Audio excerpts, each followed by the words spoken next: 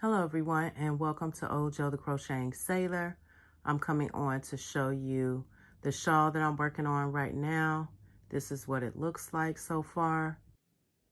I am working on Bag O Day Crochet's most recent pattern, the shawl pattern called Dolce, Eleganza, Abbracciata, and that is in Italian for sweet elegance embraced. And I am coming on to show you how I bead my shawls. I'm pretty sure someone will probably ask me, and it is very pretty, coming along nicely.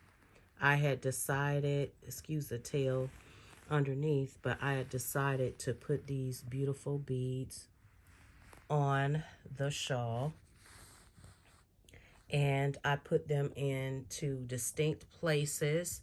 So also on the left wing, you will see some beads right here that I also put in between the stitches in sets of 2. I was playing around up there, so it has a unique design. But I had decided on doing sets of 2 right here, and then just putting 3 rows in between, and I'm now starting on the 2 row again. It's also on the other side, as you can see, coming along very nicely. And also, if I didn't mention, I am on row 36 of the pattern, and you will notice that there is a little change to the pattern. One unique thing will be right there in the center, as you can see right there. Hopefully my light will capture it. There is a stitch right there with nothing in between, and it creates a nice little heart design, and I put that into my work, and I think that it came out very, very lovely. So let me go ahead and show you the tool that I use to put the beads on, and also the types of beads I use in the millimeters. So I'll do this very quickly so I can get back in bed and rest. The yarn that I use for this project is YarnArt Rose Garden, and it is a fingering weight. It is color number 325. This is made in Turkey. This is 100% cotton. And then you will see the specs here. This is a number 1, which is a super fine. You will need a 2.5 millimeter for the knitting needles, a US 2. And the recommended hook size for the crochet hook is a 3 millimeter C-2. And you can machine wash it, lay flat to dry, do not bleach. This is very, very pretty. I love the colors of blue. It reminded me of the ocean. There is the light, and you can see the various colors of blue, from the darkest shade to a variegated black and royal blue. And then you're going to get this nice, very medium sea blue and dark blue wound together with your light blue and your medium blue mixed together, and so on, where you're going to get your lighter shades of blue, and then you'll get a blue-gray mix in there, which was in the center. So that is YarnArt if you'd like to use it. Also, this is 1,093.60 yards. But again, this is 100% cotton, and it has a nice soft feel to it, which is what I'm using. It's a super fine number 1.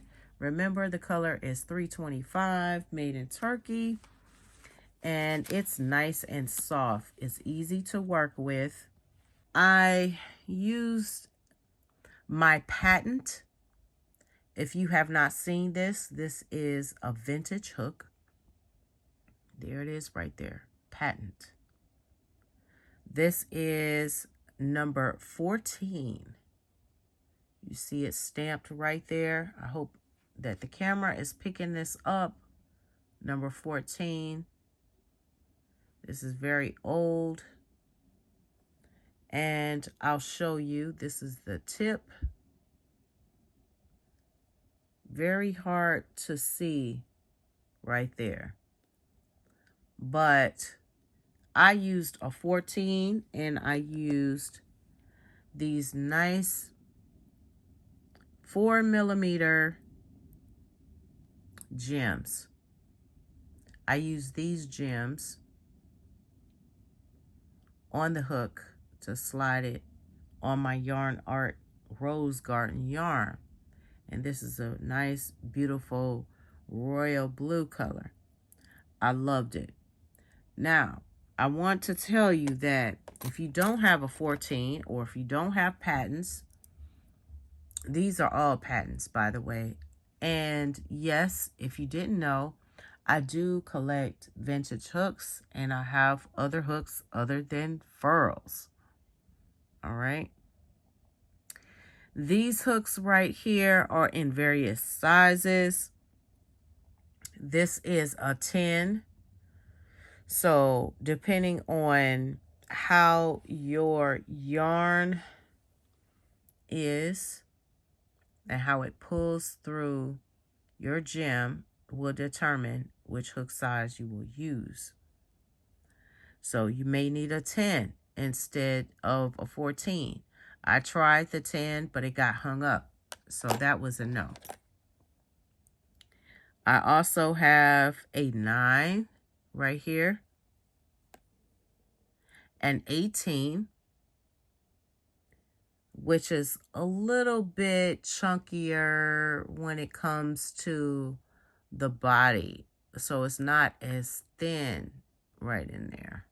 It may be hard to see, but the 13, it's 13. If I say 18, it's 13. Will not work. And this is 11. All right. Yes, it's a little bit bent, so it has been used, but I can always bend this out. This can be bent out. This is my patent. These are my patent hooks. They don't make these anymore, but I do have them in my stash. So we'll go on to the project. As you can see, I have 2 beads right here.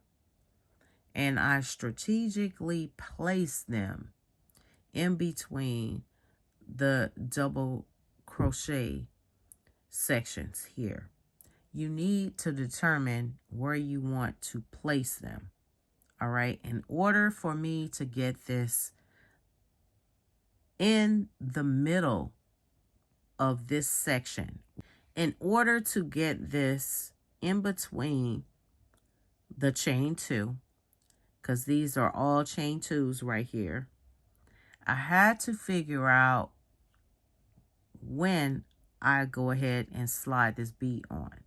And this is something you will have to figure out by trial and error. So what I had to do was, and if you're going to do this for this Bag O Day pattern, you're going to take your G hook or the hook that you're using, and you're going to chain 1, and you're going to pull up a loop just like this. Sometimes you want to make it a little long, sometimes you want to make it a little short. It just kind of all depends on these fibers right here and whether or not you think they're going to go through your gem. Okay, and what you're going to do is try to put your gem, feed it onto the crochet hook, and then you're going to put it underneath your loop, and then you're going to slide your bead forward and pull it through. and hope that it gets through to the end. And there, it went through. Now, if you get a little bit of hiccup right there, that's fine. You want to commit to it. I would say commit to it and pull it all the way through as far down as you can, and then come back with the hook that you're using. Mine is a G, and put it back on your hook. Slide it down and make sure that it's on the smaller part of your crochet hook. And then you're going to go ahead and chain the second chain. This is the chain 2. All right. And then you'll yarn over and you'll go into your second section. And then you'll insert your hook, draw up a loop, yarn over, pull through 2, pull through 2, and you're just going to do the section. And that's 2 double crochets, and I chain 2, and then I'm going to do 2 more double crochets. And I'm going to show you that it is the perfect placement for the gem. And voila, it is in the center. This is where it lines up. So it's entirely up to you. If you want, you can do it in between these little sections right here. If you wanted to do a bead there, you can. You just keep in mind that after you did your first chain 1, you would thread your bead, and then you do your chain 2, and then finish off with your 2 double crochets. That's all to it. So let's do it again. It is time to do it again because, as you can see, I'm doing these in 2 sections. So we're going to go ahead and chain 2. Well, we'll chain 1, pull up a loop. You put your hook down, and then you're going to grab your bead and your crochet hook you're using to thread, which is my patent number 14. This is the one that I'm using. And keep in mind, these beads are 4 millimeters. I got these from Amazon. And you go ahead and pull it. And it may not always pull all the way. And I'm glad that it showed right here. You see it doesn't pull all the way. Just go ahead and pull it out, pull it off, and do it again. Because you want a nice and clean, smooth transition. And that's why you may need to use more or figure out which hook that you want to use. So I'm going to chain 1 and pull it again. And I know that the reason why it's not really going all the way is because this is pretty thick, this yarn right here. And the fibers are in this particular area not as thin as it is in other areas. So it's a little bit thicker and it may be harder to pull through. So you go ahead and put your bead onto your crochet hook first. Then go ahead and put it underneath the loop. And then you're going to pull it through the bead. See how it went on this time? Nice and smooth. Remove your small crochet hook. And if your yarn gets twisted, go ahead and just work it out. And make sure that you get all of your threads together. So just make sure, because sometimes you can see I missed one. So if you have to, you can pull it down a little bit. And you can try to untwist it. Look at the base. Start at the base. You see that? And that's how you're able to determine this is where you need to go. Put your crochet hook in. pull it up. Now you see that you have all of your threads together. Pull it down snug. And at the lower end, right there, and go ahead and chain one. So this is going to be your second chain.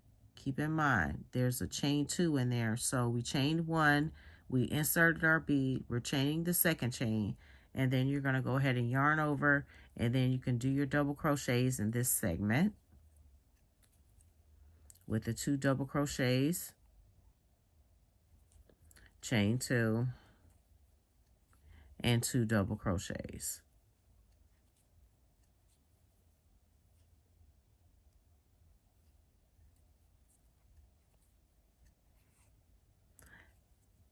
And there it is. So it's all up to you. This is a lot of fun. I really enjoyed it. I'm going to show you up closely because I showed it at the earlier part of the video, but I'm going to show the middle part where my beads are and where I place them. At a certain point in my design, I decided to incorporate beads in the center part. So once I did my little heart shape, which you can see is right here, my heart shape, then I decided that I'm going to go ahead and put these beads.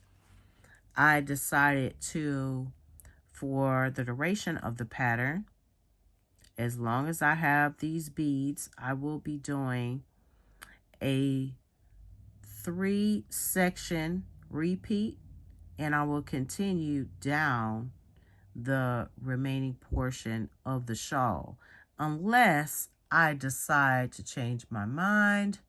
But I thought this would be perfect accentuation, so I did that, and then I incorporated in the center of this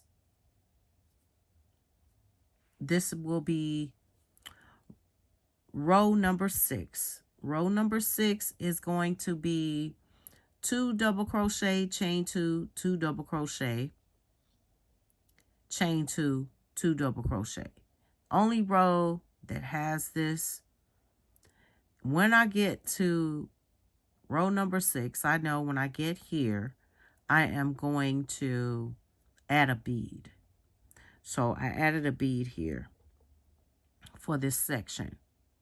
If for some reason someone wants this, let me know and I can show that on another video. So on row number 6 will be the only row where I actually put a bead right in the center of the 2 double crochets. And that will be a nice accent. And then on the opposite side is what I have on here. So this is what I have done. I hope this is very helpful for you in helping you to figure out how to add beads to your project. If you need to see it in more detail, let me know in the comments and I can show you. If you would like to know where I got my beads, these are 4mm. Now you can get 6 or 8mm, but it came in this nice package from Amazon. Let me know in the comments if you would like to know where I got these, and I will share it at that time. But I'm about to go rest. But you can see that I have a myriad of different colors. And right here are the beads that I'm using. And you can see that I made a nice little dent in there. You see the difference between this and this and this. I have made a big dent into the blues because this is just the perfect color for it. I had Mrs. Sailor pick it out for me, but these are very nice. They're 4mm, like I said. Thank you all for watching. I greatly appreciate you. And remember to live each day as if it were your last. Thank you for tuning in. And you all have a magnificent rest of your week. All right, I'll see you soon. Thank you for tuning in. I love you guys, and I look forward to seeing you guys and cruising with you all soon. All right, bye-bye.